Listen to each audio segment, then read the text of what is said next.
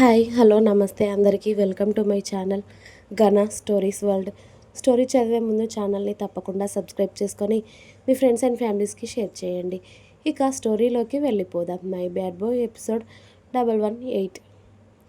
అసలు నీ గురించి నువ్వు ఏమనుకుంటున్నావు చెర్రీ అని అరిచింది సమీర చాలా గట్టిగా. ఆమె అరుపుకి వర్క్ చేస్తున్న చరణ్ ఆమెకి ఒక లుక్కు విసిరి మళ్ళీ అతడి వర్క్లో పడిపోయాడు. అతడు కనీసం ఆమెను చూడకుండా ఆమెను పట్టించుకోకపోవడంతో సమీరాకి చాలా బాధగా అనిపించి చరణ్ దగ్గరికి వెళ్ళి, ఏంట్రా పిచ్చిదానిలా కనిపిస్తున్నానా నేను? నీకోసం వస్తే కనీసం చూడడం కూడా చూడలేదు. 1 వీక్ అవుతుంది తెలుసా?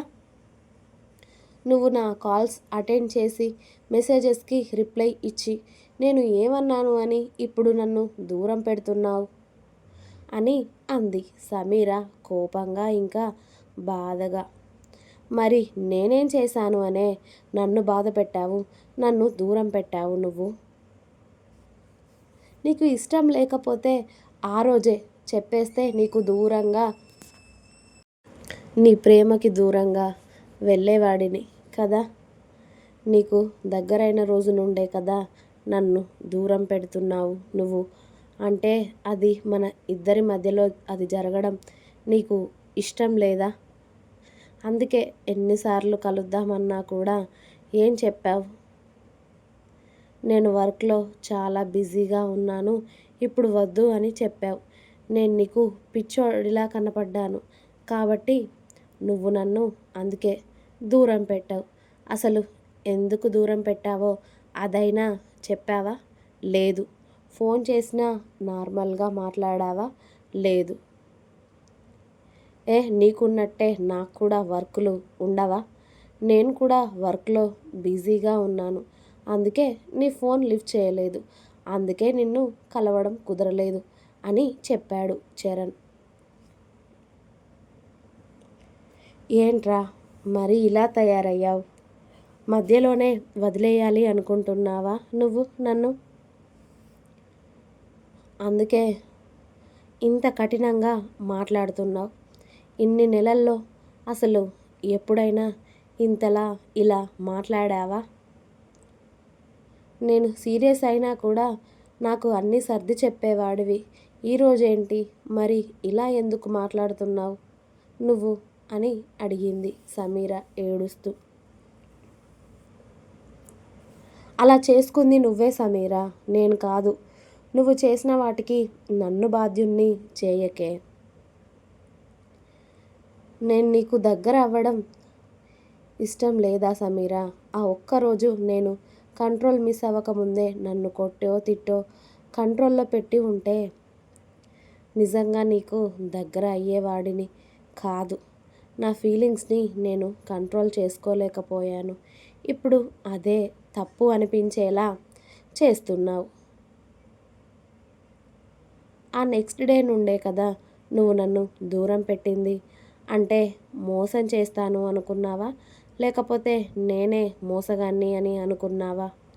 అలా తొందరపడ్డాను అని, లేకపోతే నన్ను క్యారెక్టర్ లేని వాడిలాగా చూసావా అన్నాడు చరణ్ చాలా కోపంగా నిలబడి సమీర కళ్ళల్లోకి చూస్తూ.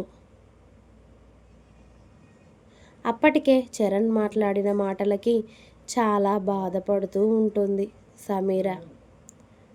అతడు మాట్లాడే మాటలు అన్నీ ఆమెని చాలా బాధకి గురి చేస్తూ ఉంటే వెంటనే చరణ్ చెంప మీద ఒక్కటి వేసి అతడి కాలర్ పట్టుకొని అతడిని దగ్గరికి లాక్కొని, ఏం మాట్లాడుతున్నావురా? అర్థమవుతుందా? నేను నిన్ను దూరం పెట్టడం ఏంట్రా? పిచ్చి కానీ పట్టిందా?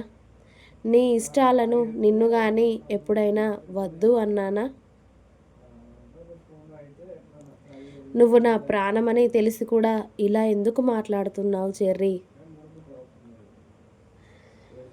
నువ్వంటే ఇష్టం లేనిదే నీ ఫీలింగ్స్కి వాల్యూ ఇచ్చానా నేను?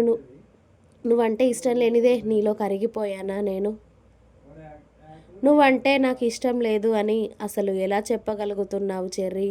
మన ప్రేమకి నువ్వు ఇచ్చే వాల్యూ ఇదేనా? హ? ఎందుకు ఇలా పిచ్చి పట్టిస్తున్నావు? నీకేం నేను అబద్ధాలు చెప్పలేదు.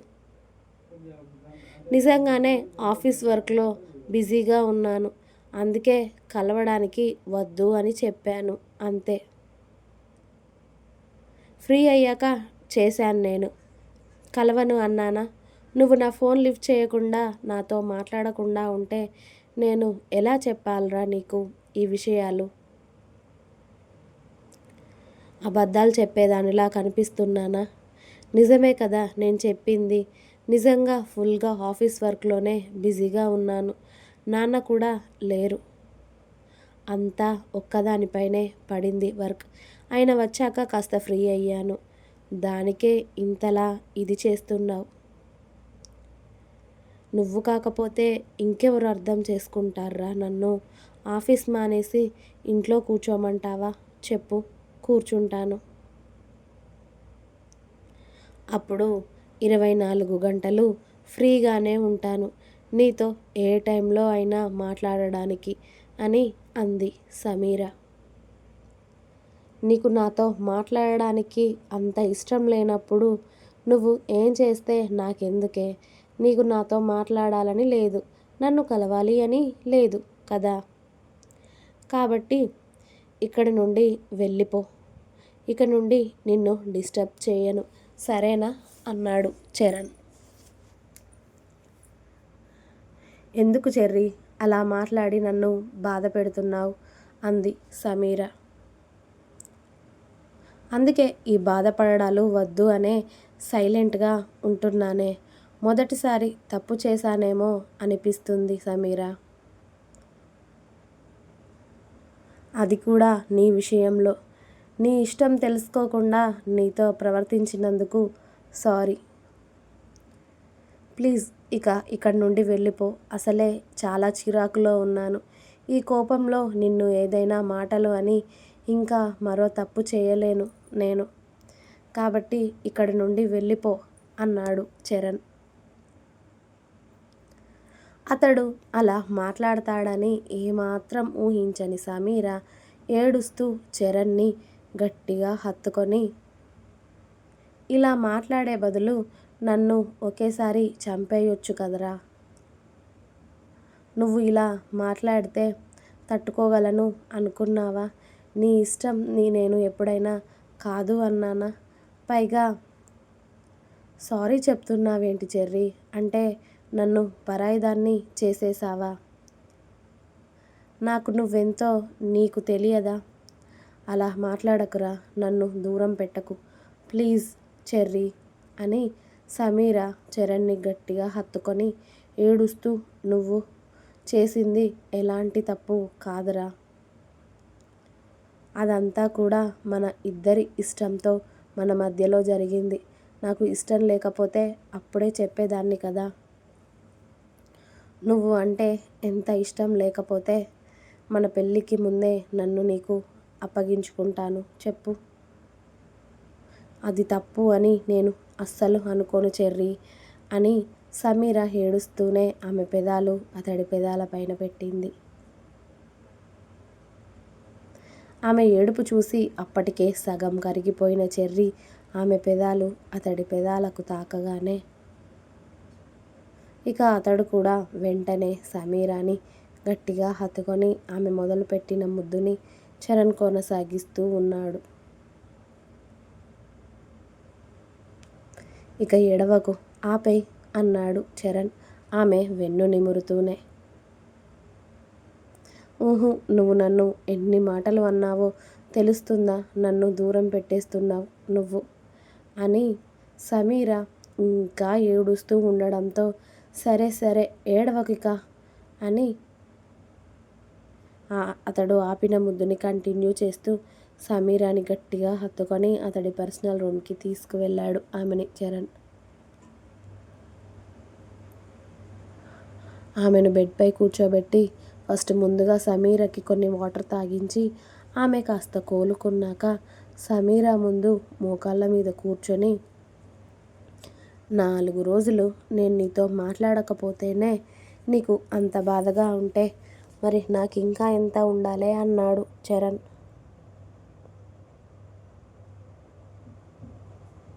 ఇంకా ఉంది. మీకు నా స్టోరీస్ నచ్చినట్టయితే ప్లీజ్ లైక్ చేయండి, షేర్ చేయండి. అలాగే ఛానల్ని తప్పకుండా సబ్స్క్రైబ్ చేసుకోండి. ప్లీజ్ సబ్స్క్రైబ్ మై ఛానల్ గనా stories world. Thanks for watching my video. Bye bye. Please like, share and subscribe.